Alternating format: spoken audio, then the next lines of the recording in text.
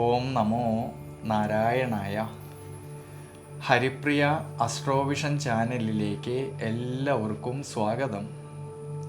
ആദ്യമായിട്ടാണ് നമ്മുടെ വീഡിയോ കാണുന്നതെങ്കിൽ സബ്സ്ക്രൈബ് ചെയ്യുവാനും ഷെയർ ചെയ്യുവാനും മറക്കരുത്. കൂടാതെ ജാതക സംബന്ധമായിട്ട് എന്തെങ്കിലും സംശയം തോന്നുന്ന പക്ഷം എൻ്റെ ഈ വാട്സപ്പ് നമ്പറിൽ ബന്ധപ്പെട്ടു.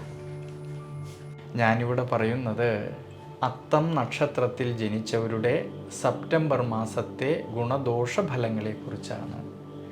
പൊതുവേ വളരെയധികം ദീർഘവീക്ഷണത്തോടു കൂടിയിട്ടും ഈശ്വരാനുഗ്രഹത്തോടു കൂടിയിട്ടും മുന്നോട്ട് പോകേണ്ടുന്നതായിട്ടൊരു സമയമാണ് ഈ സെപ്റ്റംബർ മാസത്തിൽ.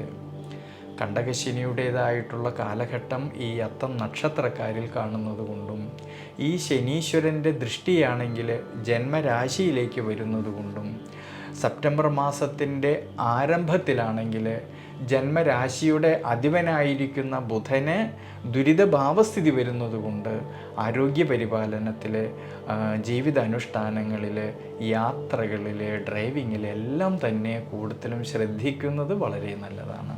എന്നാൽ സെപ്റ്റംബർ മാസം 15-ാം തീയതിക്ക് ശേഷമുള്ള സമയങ്ങളിൽ ജന്മരാശിയുടെ അധിപനായിരിക്കുന്ന ബുധനാണെങ്കിൽ സ്വക്ഷേത്ര ബലവാനായിക്കൊണ്ട് ജന്മരാശിയിലൂടെ സഞ്ചരിക്കുന്നത് കൊണ്ട് 15-ാം തീയതിക്ക് ശേഷമുള്ള സമയങ്ങളിൽ ആരോഗ്യസ്ഥിതി പൊതുവേ തൃപ്തികരമായിട്ട് കാണുന്നുണ്ട് ഈ ഒരു സമയങ്ങളിൽ. എന്നാലോ തൊഴിൽപരമായിട്ട്, കർമ്മപരമായിട്ട് ധാരാളം നേട്ടങ്ങൾക്കും അഭിവൃദ്ധിക്കും മനസന്തോഷത്തിനും സാധ്യത കാണുന്നതായിട്ടൊരു സമയമാണ്. 7-ാം ഭാവനാഥനും നിവൃത്തിനാഥനുമായിരിക്കുന്നതായ സർവീശ്വരകാരകനായിരിക്കുന്ന വ്യാഴമാണെങ്കിൽ കർമ്മസ്ഥാനത്ത് നിൽക്കുന്നതും സെപ്റ്റംബർ 15-ാം തീയതിക്ക് ശേഷമുള്ള സമയങ്ങളിൽ കർമാധിപനായിരിക്കുന്ന ബുധൻ ഉച്ചബലത്തോടു കൂടിയിട്ട് സ്വക്ഷേത്ര ബലവാനായിട്ട് നിൽക്കുന്നത് കൊണ്ട് സ്വയം തൊഴിൽ ചെയ്യുന്നവരിൽ, ബിസിനസ് മേഖലകളിൽ പ്രവർത്തിക്കുന്നവരിൽ, ഔദ്യോഗിക മേഖലകളിൽ പ്രവർത്തിക്കുന്നവരിൽ പുതിയ പുതിയ ചിന്തകളിലൂടെ കർമ്മസ്ഥാനത്ത് നല്ല രീതിയിലുള്ളതായ മാറ്റങ്ങൾ വരുത്തി ലാഭകരമായിട്ടുള്ള ശ്രേയസ്സിലേക്ക് എത്തിച്ചേരാമെന്നുള്ളതായ മനോബലം കിട്ടുന്നതായിട്ടുള്ളൊരു സമയമാണ്. പ്രത്യേകിച്ച് ഈ ഒരു സമയത്ത് അധ്വാനിച്ചതിൻ്റേതായിട്ടുള്ള നേട്ടങ്ങൾക്കും അതുവഴി മനസ്സന്തോഷത്തിനും സാമ്പത്തികപരമായിട്ടുള്ള ഭദ്രത കുറേയൊക്കെ മെച്ചപ്പെടുന്നതിനും സാധ്യത കാണുന്നുണ്ട് ഈ ഒരു സമയങ്ങളിൽ. വിദ്യാർത്ഥികളെക്കുറിച്ച് ചിന്തിക്കുമ്പോഴാണെങ്കിൽ ഈ സെപ്റ്റംബർ മാസത്തിൻ്റെ ആരംഭത്തിൽ പഠന സംബന്ധമായിട്ട് അലസതകളും ക്ഷീണാവസ്ഥകളും വരാതെ നോക്കണം.